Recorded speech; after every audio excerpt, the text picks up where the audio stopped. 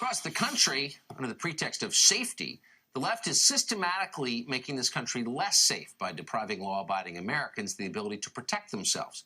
Whether it's at a Starbucks or at City Hall or on a military base, gun-free zones in so many cases haven't saved lives, but instead have helped end lives.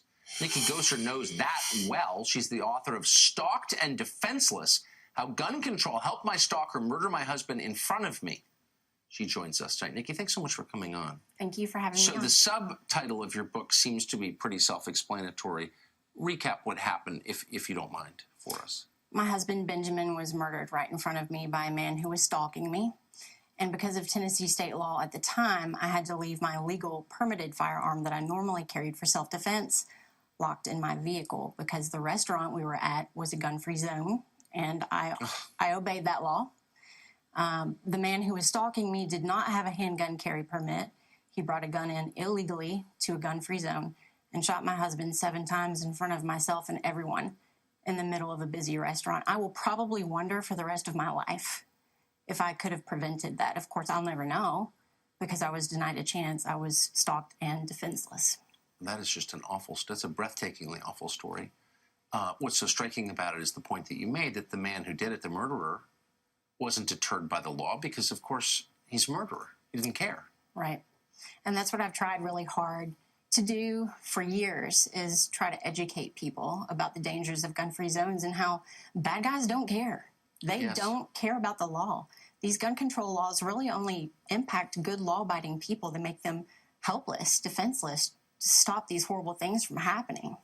So I think normal people understand that intuitively, and certainly when someone like you who's lived it, whose life, the tragedy in your life explains the point you're making so clearly, you don't need to say more. But there are people who hear your story and still aren't convinced. What do they say to you?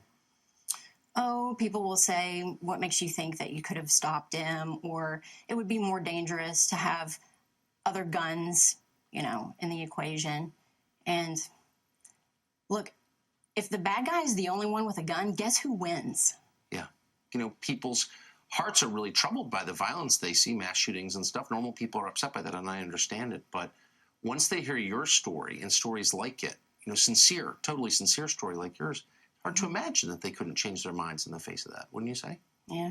One thing that's really frustrating for me is, you hear Democrats talk about they want more and more gun control laws. Yes. But then when it comes right down to it, take, for instance, the prosecutor for my husband's murder case. Yes. He did not charge the murderer with any of the gun control law violations. He was not charged with carrying a handgun without a permit. He was not charged with carrying a gun illegally into a gun-free zone. Those charges could have been put out there, and he could have gotten even more prison time. But that prosecutor didn't do that. Why do we have these gun control laws if you're not going to charge these people?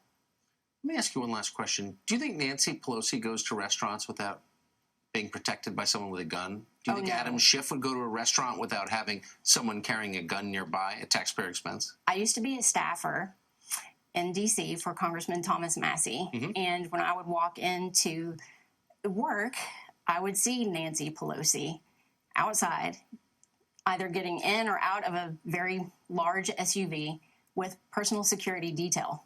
She has detail with her all the time. Yeah. They don't have guns, though, like in gun-free zones, do they? Yeah.